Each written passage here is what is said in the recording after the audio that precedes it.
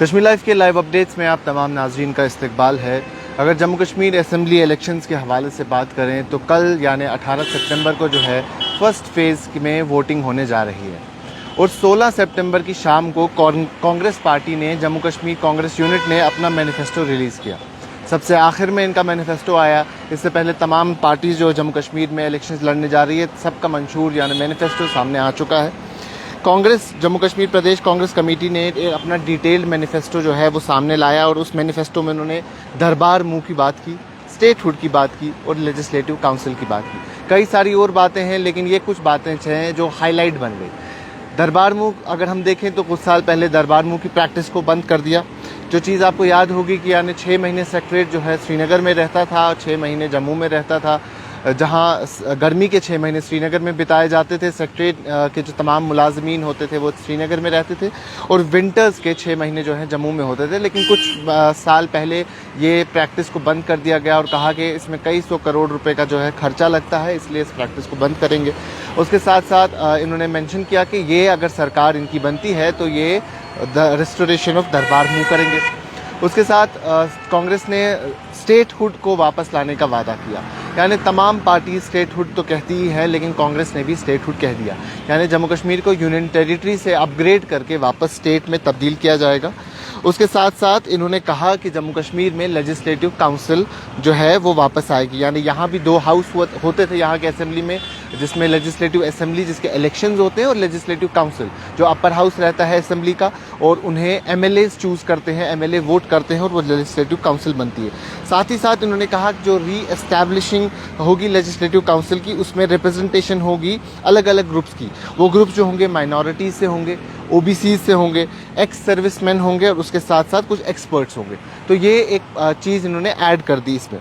उसके साथ कांग्रेस ने अपने मैनिफेस्टो में ये इस बात का जिक्र भी किया कि वो अर्बन लोकल बॉडीज़ यानी यूएलबी पोल्स, जिन्हें हम म्यूनसिपैलिटी पोल्स भी कहते हैं, वो करवाएंगे और साथ ही साथ जो है पंचायत इलेक्शन भी होंगे जो 73 और 74 कॉन्स्टिट्यूशनल अमेंडमेंट्स के तहत होंगे। उसके साथ साथ उन्होंने कहा कि किसी भी शख्स को जो है अगर वो कहीं पे किसी ज़मीन पे रहता है और वो लैंड जो है ऑक्यूपाइड है, किसी भी गरीब ने वो ऑक्यूपाई की है, तो उनसे वो ज़मीन नहीं छीनी जाएगी अनलेस एंड अनटिल जो है एक लैंड पॉलिसी जो है इम्प्लीमेंट की जाएगी। यानी प्रॉपर एक लैंड पॉलिसी जो है उसकी इम्प्लीमेंटेशन होगी। उससे पहले जो है उनसे कोई भी गरीब शख्स किसी भी ज़मीन पे रहता है, अगर वो ज़मीन जो है स्टेट लैंड है या किसी भी किस्म की ज़मीन है तो वो उनसे छीनी नहीं जाएगी। उसके साथ साथ कांग्रेस ने ये भी वादा किया है कि वो मंथली अनएम्प्लॉयमेंट अलाउंस यानी 3500 रुपये का अनएम्प्लॉयमेंट अलाउंस देंगे उन तमाम लोगों को जो पढ़े लिखे नौजवान हैं। और ये स्कीम जो है 1 साल तक रहेगी। यानी 1 साल तक ये एक पढ़े लिखे नौजवान को 3500 रुपये माहाना जो है स्टाइपेंड देंगे। उसके साथ साथ इन्होंने कहा कि हम 1 लाख नौकरियां जो हैं वो फिल करेंगे with in 30 days of assuming office. यानी 30 दिन के बाद जब कांग्रेस की सरकार अगर बनती है तो 30 दिन के अंदर अंदर जो है ये 1 लाख नौकरियों का जो है प्रॉमिस करते हैं। और साथ ही साथ ये कहते हैं कि एक जॉब कैलेंडर बनाया जाएगा ताकि इस पूरे प्रोसेस को स्ट्रीमलाइन किया जाए, किसी भी किस्म का कन्फ्यूजन ना हो, तो एक जॉब कैलेंडर जो है वो बनेगा। और साथ ही साथ एक बड़ी चीज़ उन तमाम लोगों के लिए इस मैनिफेस्टो में है जो एग्ज़ाम्स देते हैं, अलग अलग एग्ज़ाम्स देते हैं, नौकरियां चाहते हैं, जॉब एस्पिरेंट्स है, उनके लिए कि 1 टाइम फ़ीस, एग्ज़ाम फ़ीस देनी पड़ेगी। यानी साल में महज 1 बार आपको फ़ीस पे करनी है। ऐसा नहीं है कि एक एग्ज़ाम जेई का एग्ज़ाम आया तो एक अलग फ़ीस है, एई का आया तो एक अलग फ़ीस है, किसी और का एग्ज़ाम आया तो अलग फ़ीस है। ऐसा बिल्कुल नहीं होगा। साल में सिर्फ 1 बार फ़ीस देनी है, 1 टाइम फ़ीस रहेगी और ये फ़ीस जो है 1 साल की रहेगी। फिर चाहे आप जितने मर्जी उतने मल्टीपल टाइम्स जो है आप अप्लाई कर सकते हैं गवर्नमेंट पोजीशंस के लिए। उसके साथ साथ कई और इन्होंने रिक्रूटमेंट चीज़ कही कि रिक्रूटमेंट ड्राइव जो है पुलिस में होगी, फायर ब्रिगेड्स में होगी, फॉरेस्ट प्रोटेक्शन फोर्सेस होंगी। तो कई सारी चीज़ें जो है इन्होंने अपने मैनिफेस्टो में इंक्लूड की है।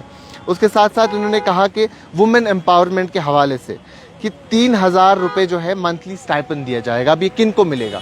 इसमें एक कंडीशन है कि औरतें जो हैं वो औरत जो इकोनॉमिकली वीकर सेक्शन से आती है, वो औरतें जो इकोनॉमिकली वीकर सेक्शन से आती है, उन औरतों का हेड यानी उनके घर में अगर कोई हेड है, फीमेल हेड है उस हाउस होल्ड की, तो उनको माहाना 3000 रुपये मिलेंगे।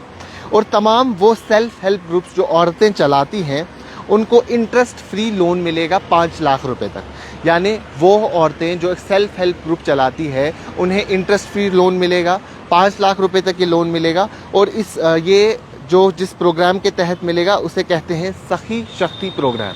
यानी सखी शक्ति प्रोग्राम के तहत औरतों को सेल्फ हेल्प ग्रुप चलाने के लिए 5 लाख रुपए का इंटरेस्ट फ्री लोन भी मिलेगा।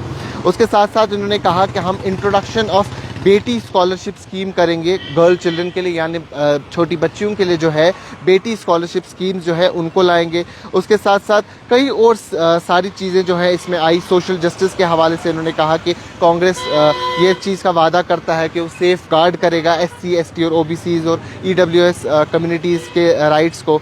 माइनॉरिटीज़ और एक्स सर्विसमैन के हवाले से भी इसमें बात हुई, इंफ्रास्ट्रक्चर और डेवलपमेंट के हवाले से भी बात हुई है, उसके साथ साथ एनवायरनमेंट और एनर्जी के हवाले से भी बात हुई है। लेकिन इस सब में जो बड़ी चीज़ बनती है वो स्टेटहुड बनती है। स्टेटहुड इसलिए बनती है कि जम्मू कश्मीर को स्टेट से यूनियन टेरिटरी और 2 हिस्सों में डिवाइड कर दिया गया, तो तमाम पॉलिटिकल पार्टीज़, फिर चाहे वो कांग्रेस हो, इससे पहले नेशनल कॉन्फ्रेंस हो, PDP हो, अपनी पार्टी हो, तमाम पार्टीज़ ने जो है स्टेटहुड का दावा किया है।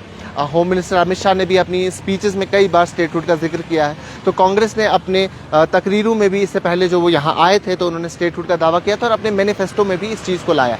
दरबार मूव की बात इन्होंने भी की कि जो ये तकरीबन 150 साल पुरानी यहाँ पे रिवायत थी जम्मू कश्मीर में कि 6 महीने के लिए दफ्तर जो है श्रीनगर में रहते थे और 6 महीने के लिए जम्मू में, उसको वापस जो है ये लागू करेंगे। तो ये कई सारी चीज़ें नौकरियों के हवाले से और बेरोज़गारी के हवाले से, मंथली स्टाइपेंड के हवाले से कांग्रेस का मैनिफेस्टो जो है सामने आ चुका है। और ये महज इलेक्शन से 2 दिन पहले आया, यानी कल शाम को 16 तारीख को ये मैनिफेस्टो सामने आया है और 17 आज के दिन जो है फर्स्ट फेज़ की कैंपेनिंग जो है वो बंद हो चुकी है और कल जो है फर्स्ट फेज़ में पोल होने जा रहे हैं। मैं आपको आखिर में ये फिर से बता दूं कि नेशनल कॉन्फ्रेंस और कांग्रेस इस बार अलायंस में लड़ रहे हैं, लेकिन दोनों पार्टीज़ ने अपना जो मैनिफेस्टो है अलग अलग रिलीज़ किया है। अभी के लिए इतना ही। कैमरा पर्सन शोएब वानी के साथ शादाब गिलानी, कश्मीर लाइव, श्रीनगर।